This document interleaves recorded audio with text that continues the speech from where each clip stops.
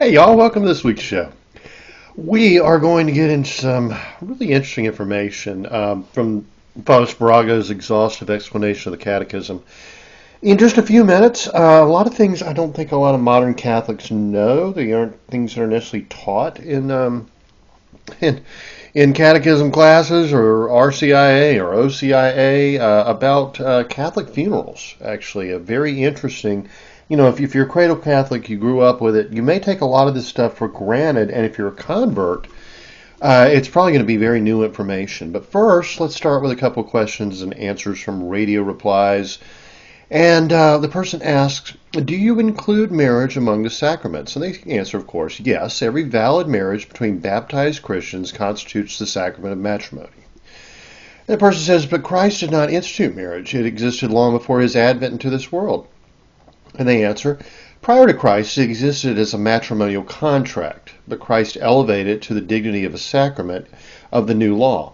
Christ therefore instituted matrimony as a sacrament. He blessed marriage by his presence at Cana and declared its indissolubility when he said, what God has joined, let no man put asunder. Henceforth, what was formerly a union by human contract was to be regarded by Christians as sealed by God in a new and special way. And they ask, how can marriage be a sacrament? And they answer, a sacrament is a visible rite instituted by Christ for the signifying and giving of grace. Marriage is a visual rite witnessed by men. It has been elevated by Christ to sacramental dignity. It signifies something very sacred, the union of Christ and his church, as St. Paul tells us in Ephesians 5:22 through 33. There is but one Christ and one true church. So there must be one husband and one wife in each case. As there is no divorce between Christ and his church, so there can be no divorce between husband and wife. And as the union between Christ and the church results in the production of grace, so the sacred union of marriage conveys grace to the contracting parties that they may rightfully fulfill their duties to each other and to their children for the love of God. The person says, marriage is a legal status, not subject to any law spiritual. And the priest answer, if no law spiritual governs marriage, why did Christ say, but I say unto you that whosoever should put away his wife and marry another committeth adultery? Christ was not the civil ruler, and he said this explicitly, render to Caesar the things that are Caesar's. If marriage belongs solely to the civil authority, Christ would have left it to civil authority. And why did St. Paul said, marriage is a great sacrament, but I speak in Christ and in the church? He did not say, but I speak for the viewpoint of civil authority. Again, elsewhere he writes, let her marry to whom she will, only let it be in the Lord. 1 Corinthians 6:39. Person says, according to your doctrine, polygamy would be wrong, but the Bible permits it. And they answer, Christ clearly tells us whatever concessions were made in the old law, it was God's intention from the very beginning that man should cleave to his wife, not to his wives, and the two should be one flesh. God has made concessions because of the hardness of men's hearts in the less perfect law, but those concessions were withdrawn in the more perfect law. Christ restores the primitive law and said, henceforth, what God has joined together, let man not put asunder. Mark 10:2 through 9. And I'm going to stop that one there, pause it there, I should say. We'll probably have... we're going to talk a lot more about marriage.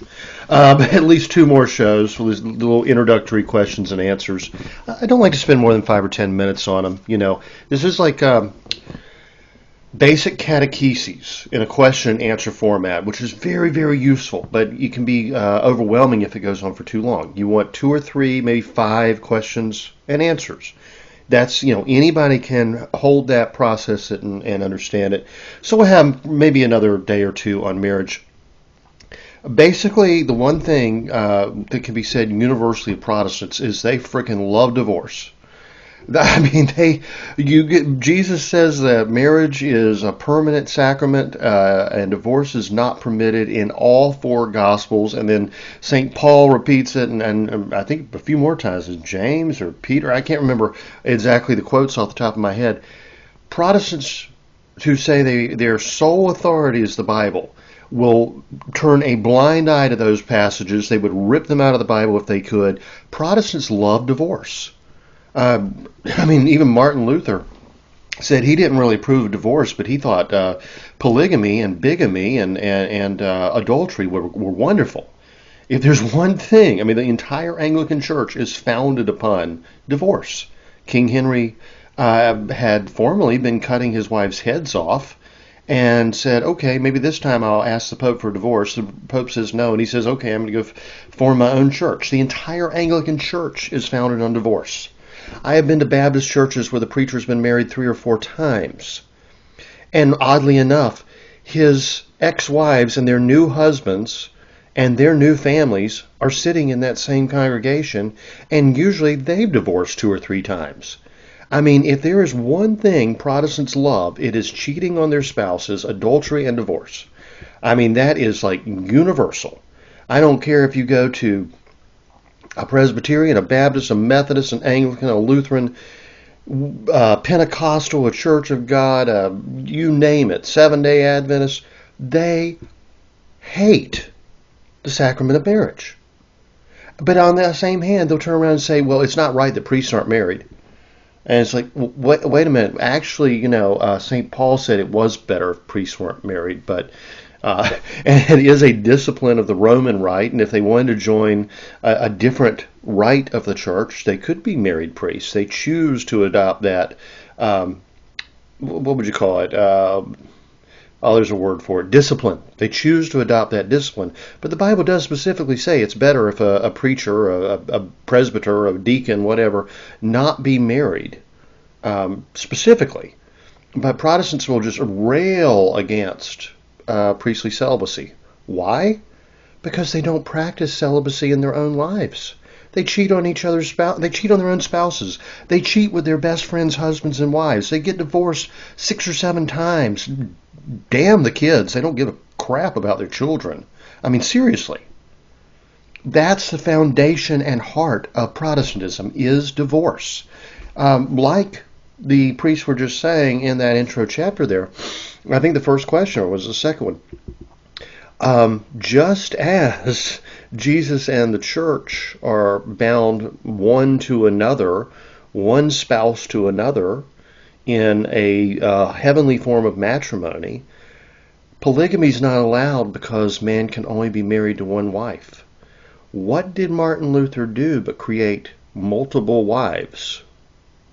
If Jesus is espoused to the Catholic Church, can he be espoused to the Lutheran Church without violating the laws against bigamy or polygamy? No.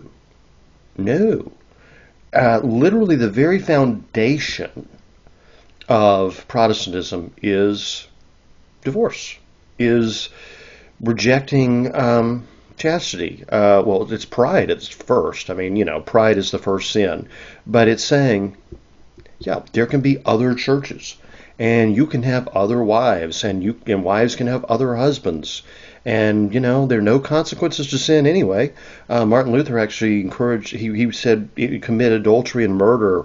I think, was it adultery and fornication? Maybe that was it. 1,000 times a day. No, I think he actually said murder. And it wouldn't keep you out of heaven.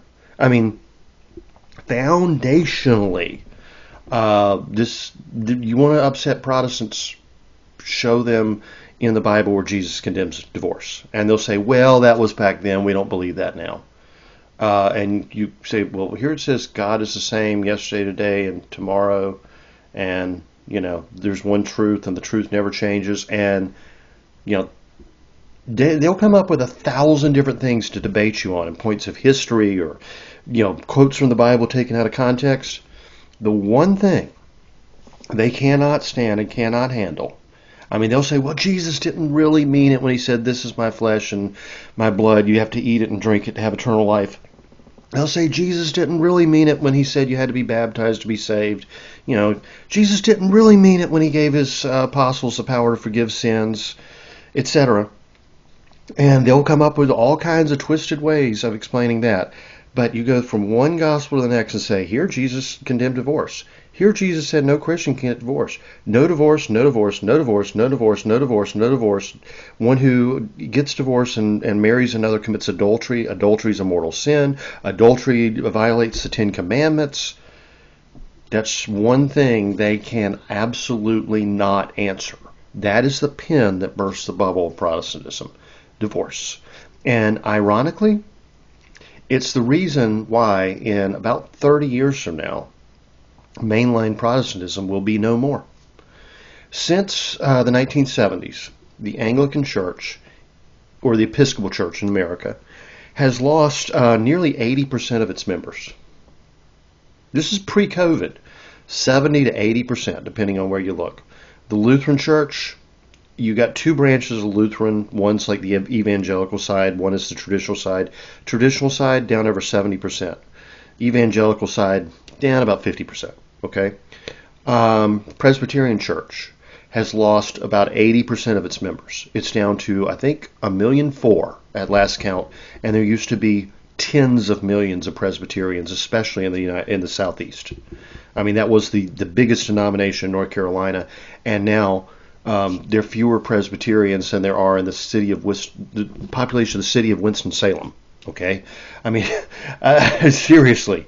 No, I mean, one of our like medium large cities, about 1 million people, like Charlotte's like 3-4 million people. That's more than all the Presbyterians in the entire country. The Methodist Church is down about 50%. The Baptist Church is down about 30%. And this is all pre-COVID. Remember, when they closed their doors and didn't have church services during COVID, a lot of people never went back. So these numbers are actually a lot worse than what I'm telling you right now. The reason is divorce. People, especially in the Protestant church, go to the church they were brought up in. Their parents took them to church. They went to Sunday school. They went to vacation Bible school. They were raised Baptist, so they are Baptist. They don't know why they're Baptist. They just know they're Baptist because their parents were Baptist and their grandparents were Baptist. Same is even more true of Presbyterianism, which makes, and Methodism actually, but Presbyterianism makes absolutely no sense in its doctrine and theology. As I said, the Anglican Church is essentially the Church of England, and the Episcopal as well. You're Anglican or Episcopal because your ancestors were English, and because King Henry wanted a divorce. That's the only reason to be an Anglican or Episcopal, because their doctrine is essentially the same as Lutheran. It's just they're English and the Lutherans were German, so they wouldn't join a German church. You know, it's ridiculous.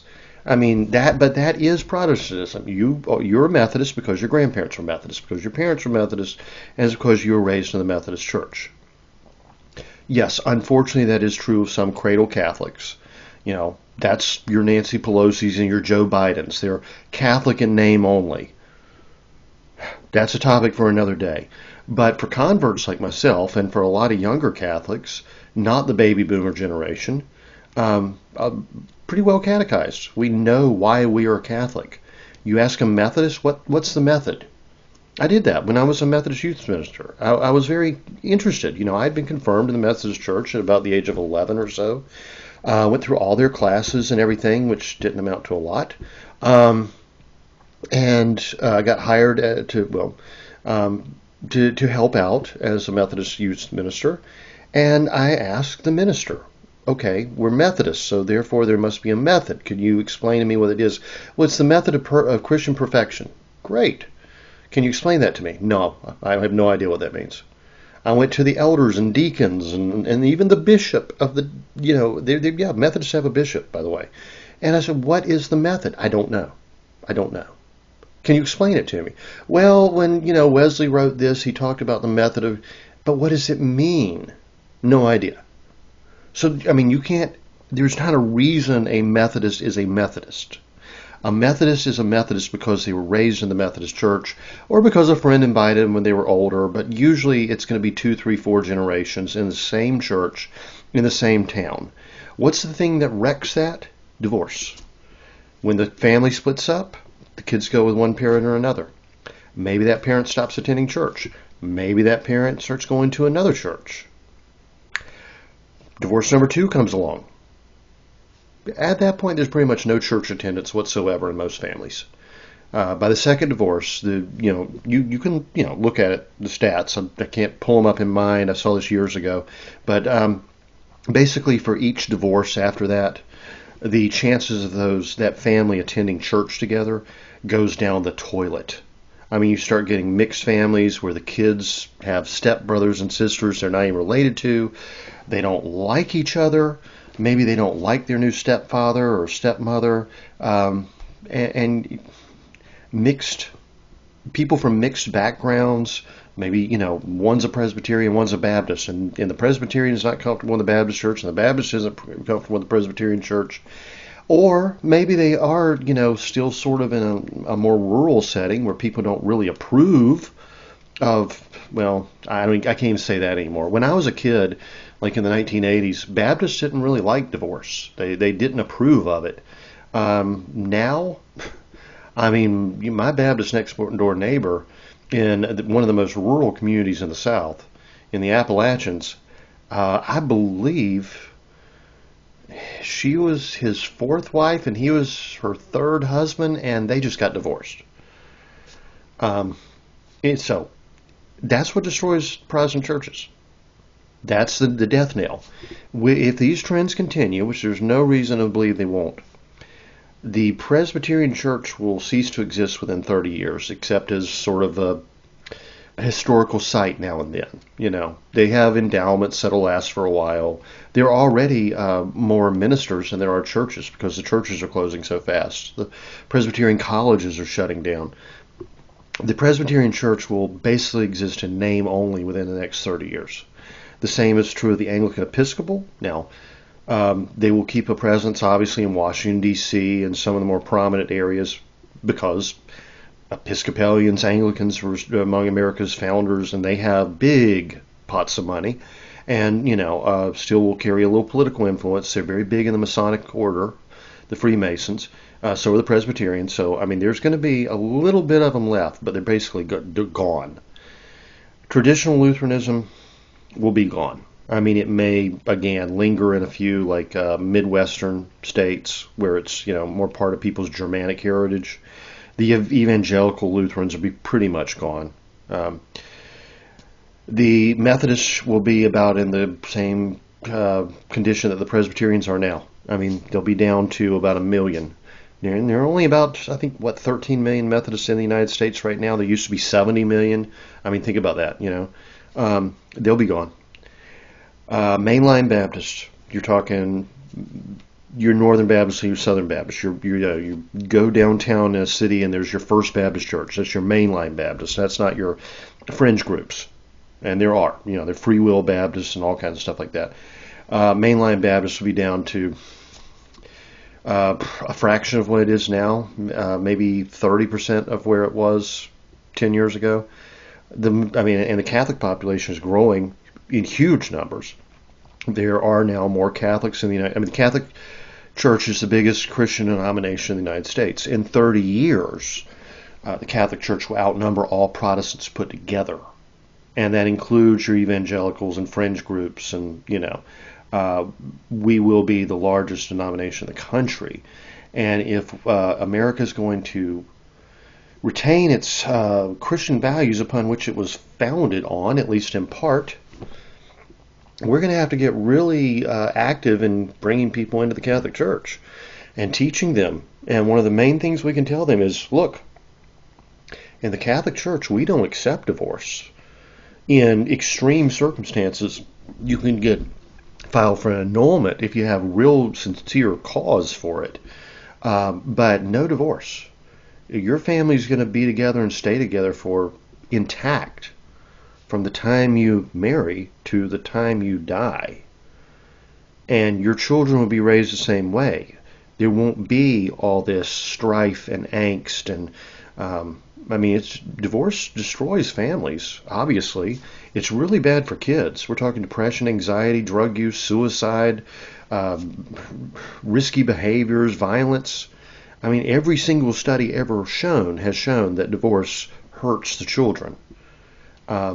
I think we can offer America a much better vision, and frankly, if we don't, Christianity's done for in the United States. For half the population, Catholic Church will continue to grow. Catholic Church will continue to be Catholic, but you'll have vast swaths of people whose grandparents were Protestant who no longer believe anything. And that's kind of what we see now in Western Europe. And it's not good. It's not good at all. I mean, you look at what's going on in Spain and Ireland and England. I mean, Muslims taking over, raping and murdering with impunity, and nobody with the guts, the will to do a thing about it. Homosexuality, transgenderism, and there's no moral authority because how do you have moral authority? I mean, Spain's a really sad case. Spain still is essentially a Catholic nation, but its entire government is communist and, atheistic at its core. England is, a totally different thing.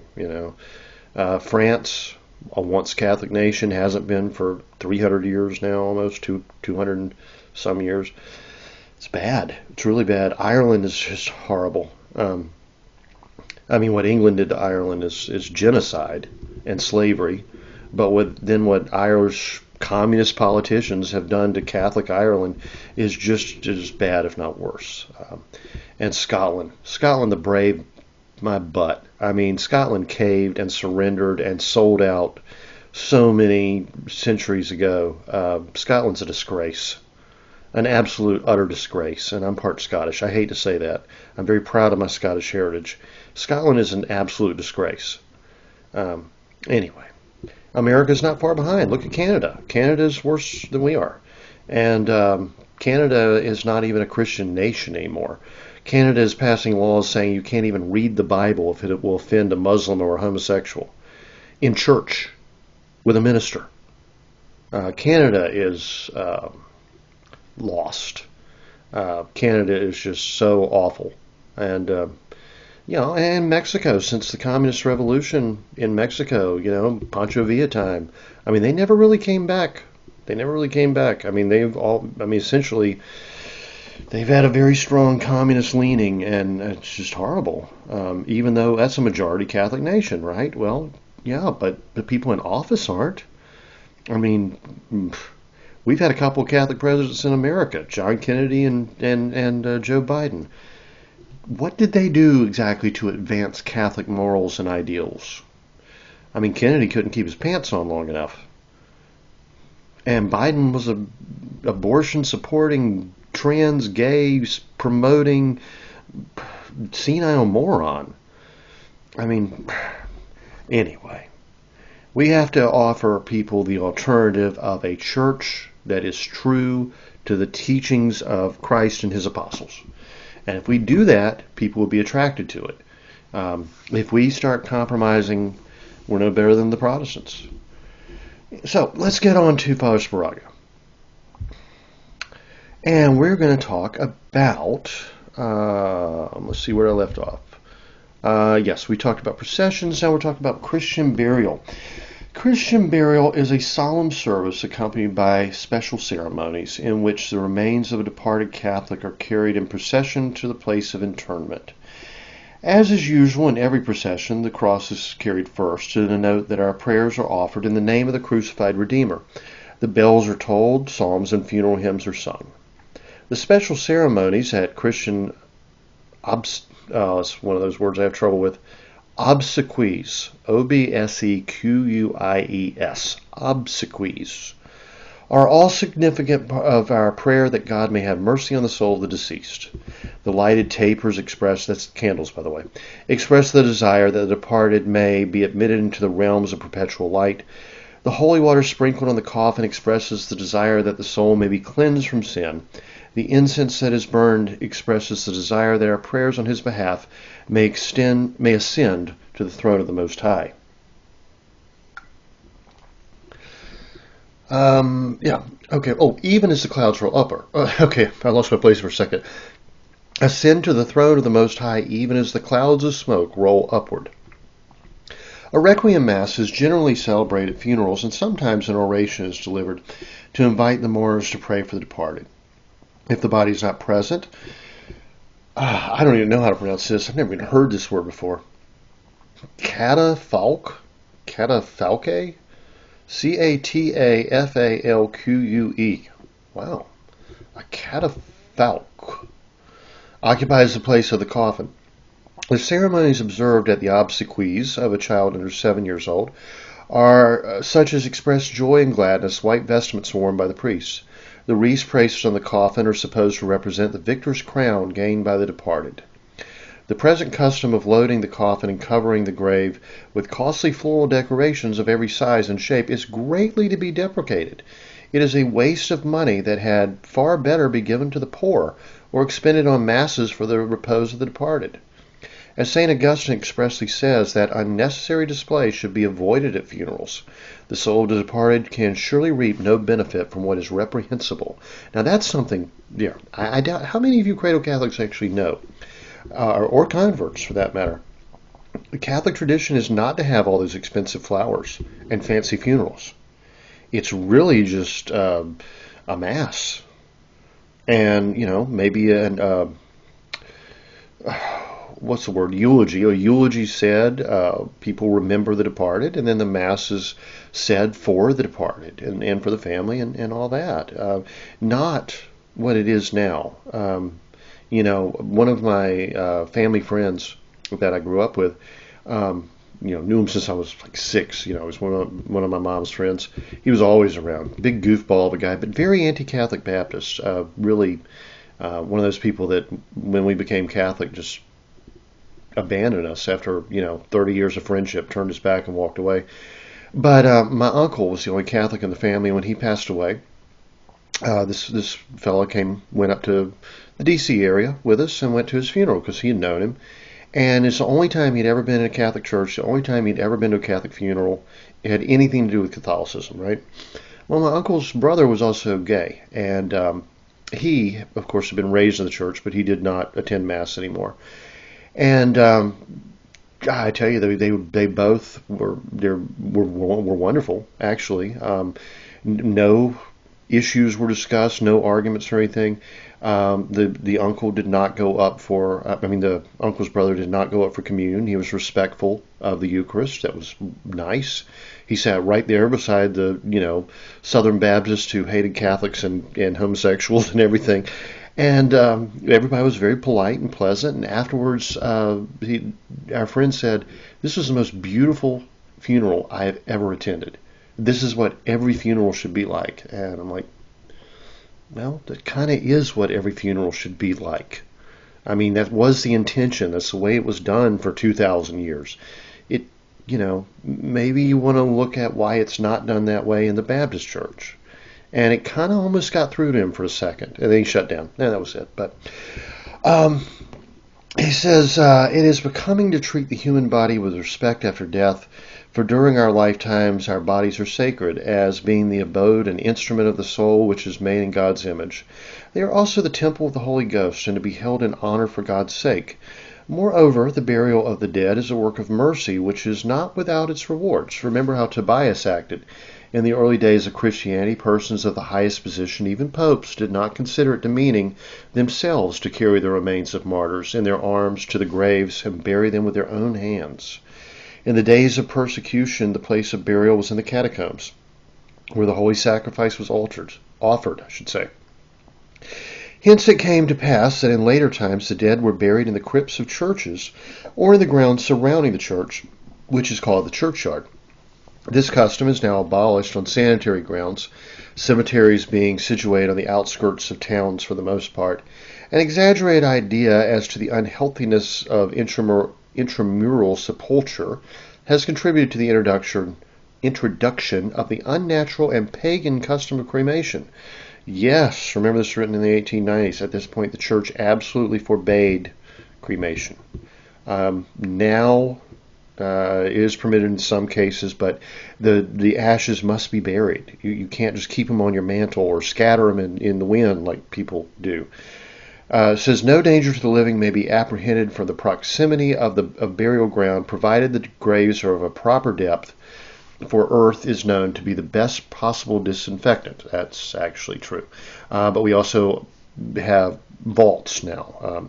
your coffin actually goes inside of a concrete vault. So in Father Sparaga's time, it was just wood, so very different.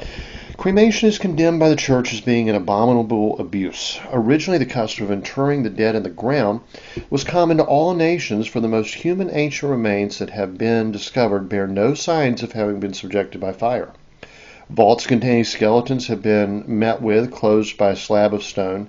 We know that the Jews buried their dead. Holy Scripture constantly speaks of the burial of kings and prophets. That his corpse should be left unburied was a chastisement threatened to the transgressor. Deuteronomy, 28:26? I think so. Only during a time of pestilence were the Jews allowed to burn individual corpses. Amos 6:10. The Romans in earlier times buried their dead. Cicero tells us that their graves were considered as sacred, and the profanation of a tomb was severely punished, even by the loss of a hand. Bodies were often deposited in sarcophagi, where they were reduced to dust. Pliny records that the Romans only buried their dead when they feared that they might be outraged by the enemy. In later times, when manners became corrupt, cremation was practiced among them. The custom of embalming the dead prevailed among the Egyptians. It is a noteworthy fact that all barbarous nations who in an uncivilized state burned their dead substituted the grave for the funeral pyre as soon as civilization shed its light on their land. Christianity did, in fact, abolish cremation. But in these days, when Christian faith is on the decrease, cremation is once more becoming the fashion. St. Augustine denounces the practice as horrible and barbarous.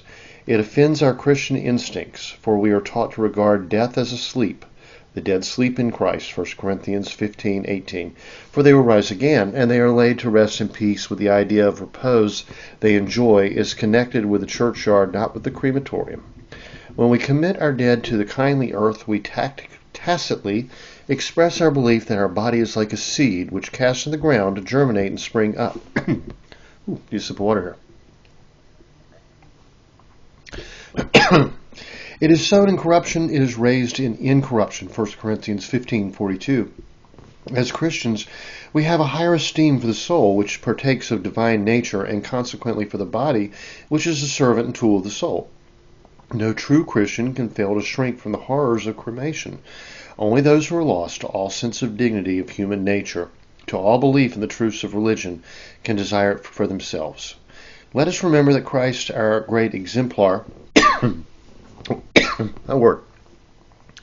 was laid in the tomb and rose again. For pagans, such considerations naturally have no weight. By word, I got a tickle in my throat that won't quit. They disliked the sight of the sepulchral monument, the mound raised over the dead, because it reminded them of death, which would put an end to their earthly enjoyments. For the same reason, unbelievers in our own day advocate cremation. Burial suggests to them too strongly the immortality of the soul, whereas cremation appears to the promise of an annihilation that they desire as their portion after death. Yet let no one imagine that the Christian dreads destruction of the body by fire as an impediment to its future resurrection. For God can effect the reintegration of the body after it has been dissolved into gaseous elements.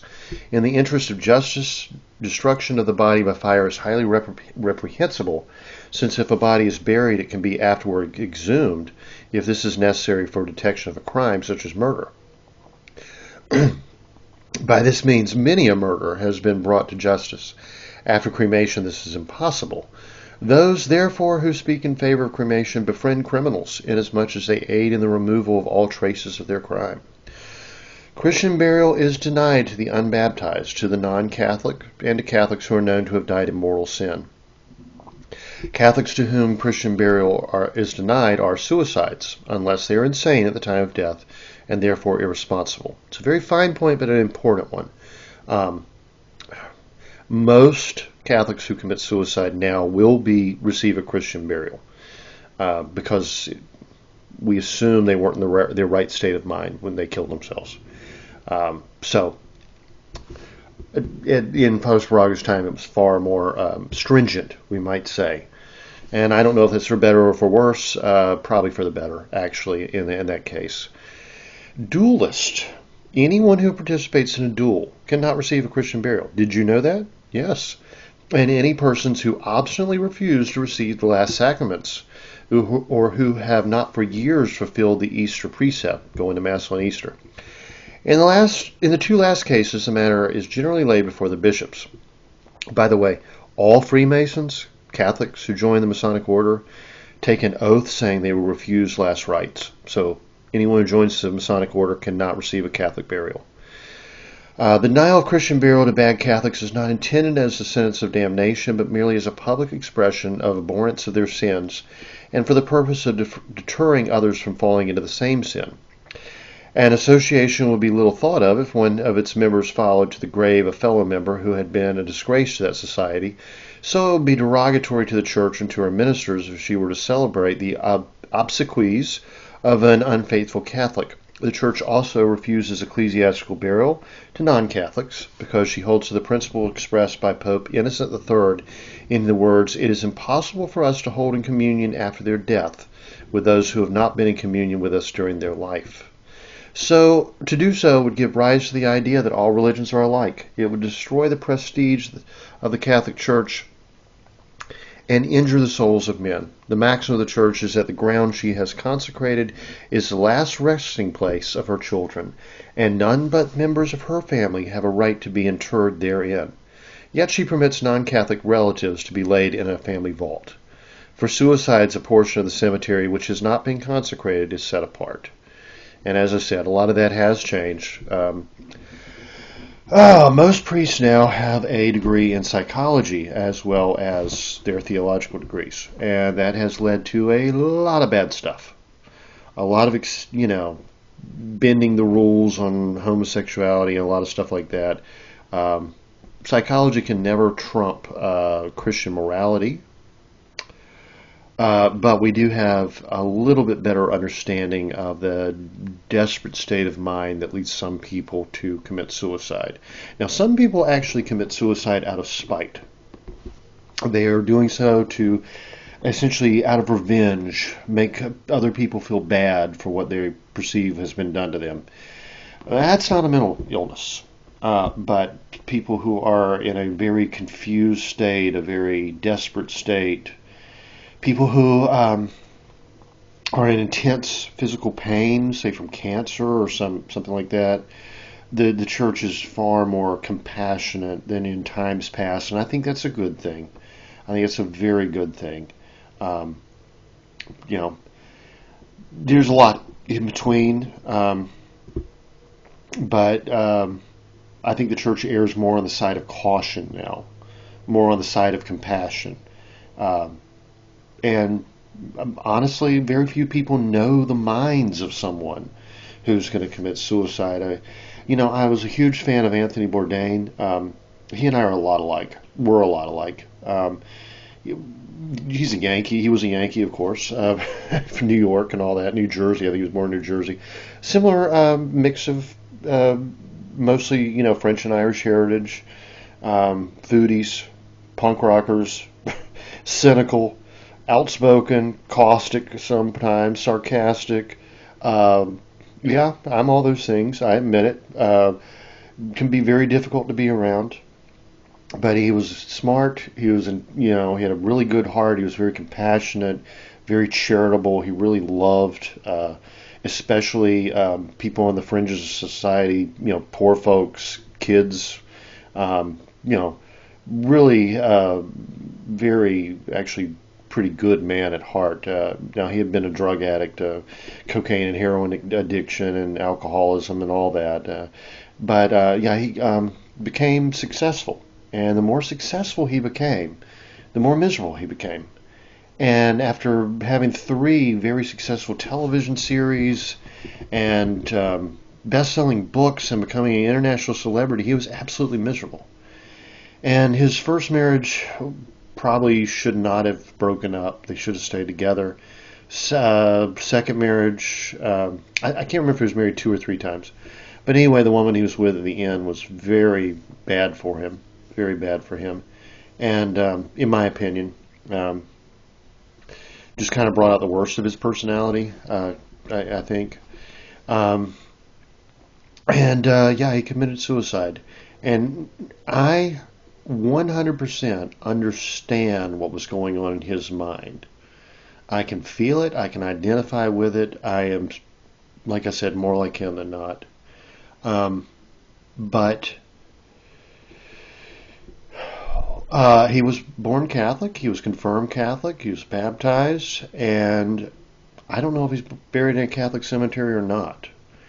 As I understand, I think his wife was also Catholic, but she had absolutely abandoned the Catholic Church, renounced it. I don't know if she had a priest bless his grave or not, and if I'm wrong about that, I am sorry. I hope, she's back in the church and all that. But a few times I've heard her speak, she was just incredibly cynical and negative about everything. Who knows? Maybe that was just an act. Hopefully it was. But it would be hard for me to say. Was he in such a desperate state, that his actions were not his responsibility? I can't say. On a daily basis, probably not. But then how drunk was he? I mean, he was a really heavy drinker. I mean, really, really heavy drinker. Was he in control of his faculties at the time? See, I can't answer that. And unfortunately, neither can any priest. And so the church now kind of errs on the side of compassion. So say a prayer for the reposed soul of Anthony Bourdain. He was a really good guy. We have been really good friends, insulting each other constantly and trying to outdo each other with food or find the weirdest old music we could put on. Really like that guy. And it really broke my heart, really, when he committed suicide. But the church... Yeah, I think the church is right in erring on the side of compassion, and I think we should pray for the repose of souls of those who commit suicide. At Father Sparago's time, that would have been discouraged. Now, I think it's very much encouraged and very appropriate. So sometimes, even though, I'm totally opposed to modernism, every now and then, like they say, even a stop clock's right twice a day, every now and then, it's not a bad thing. So anyway, y'all, I am going to try to get a sip of something here to get this terrible tickle out of my throat. Y'all have a great week, and I will talk to you next time.